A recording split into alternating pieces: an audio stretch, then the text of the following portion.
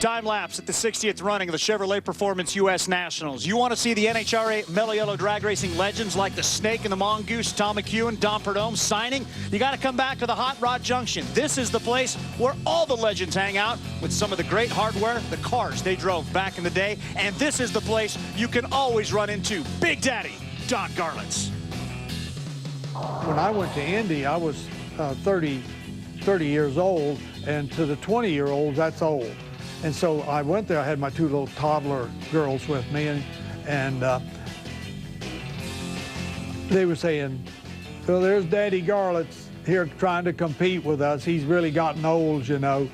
And then I didn't do good right off the bat because I was used to running nitromethane. Gasoline's totally different. So I was struggling there, you know, and not doing too good. And Coletta came over, and he'd always been on gas, so his car ran pretty good.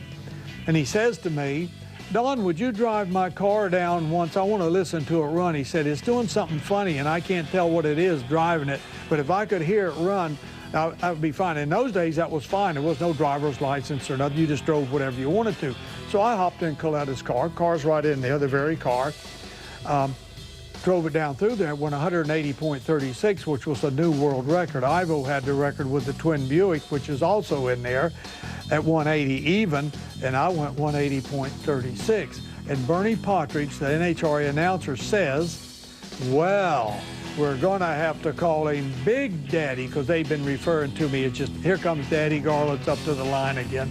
Big Daddy, because he's just set the world record. 180.36, and the Associated Press was right there, picked it up, put it on the wire services, went everywhere. And the following year, everybody was advertising Big Daddy Garlits coming to the track. Big Daddy won the Big Go 3 times with the front engine dragster, or slingshot as he calls it. But it was the success in the rear engine car that helped him become the legend he is today. That would not have happened without his wife Pat, who was a huge influence in getting that man, that car to the track.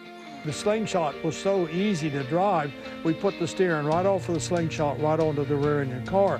And we'd actually give up on it, you know. We actually had the rear engine car set over in the side and the new slingshot on the jig, finishing it up. And my wife walked out into the shop at Sefner and said, what is that? Because she was in the office and she knew we hadn't taken a deposit for a slingshot. And I said, well, honey, that's my car for 71. She said, you would get back in one of those things after it's mutilated you like that? I said, honey, this is what I do. I said, my contracts are coming up. I got to be there. She said, you got 2 good guys here in the shop, that's Swingle and TC. They were cowered over in their corner because she was a little scorpion, let me tell you. And she said, you got all this nice machinery. And she said, you got 2 good hands and you got a good head on your shoulders. She said, if there's anybody that can make this work, it's you. Now get back on this project. So we go out to the track the next day. Again, it's same deal, runs off the drag strip. And we're coming home, and this was the key. I was riding shotgun in the car, Swingle's driving, and Lemons is in the middle, and I kind of like this, my hands pulled down like this, you know.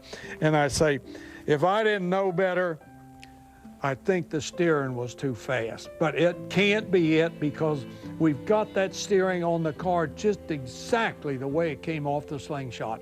And old Swingle says, but Gar, this ain't a slingshot, this is a front driver. If you think the steering's too fast, let's slow it down. So we made some different steering arms because it wasn't a rack and pinion, and it's this right off the slingshot, you know. Slowed it down from about 6 to 10 to 1, went back to the track the next day, straight as a string, went 686. And the Ram Chargers had the record there from 2 weeks before. They'd had a big race, which I didn't even go to, and they had a 685, 100th off the absolute record, and the Ram Chargers were famous for setting low ET of the meet. We couldn't get the stuff in the trailer fast enough and get to California, and the rest is history. In 2003, when I made the last run at Indy, it was 310.81 miles an hour, and it was a decent run, but I failed to qualify by 0.003 of a second.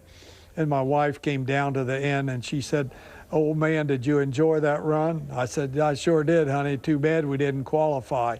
She said, I'm glad you didn't qualify because that's your last one. I said, what are you talking about? She says, look at my hands. And they were just shaking. She had Parkinson's, but I didn't know it. She had been diagnosed in 2000, but she'd kept it a secret from me. She said, these 300-mile-an-hour runs are scaring me to death. And I said, honey, why didn't you tell me? She said, well, you're having so much fun. So I didn't want to stop it. She was everything.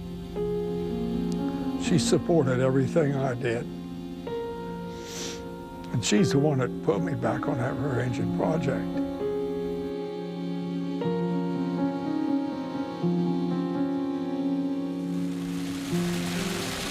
And thank goodness for Pat Garlits to keep Don on the straight and narrow. And obviously that career that he had and that move to the rear engine dragster pretty much changed history for drag racing. Now he's on the quest for 200 on batteries. And see Don getting back out.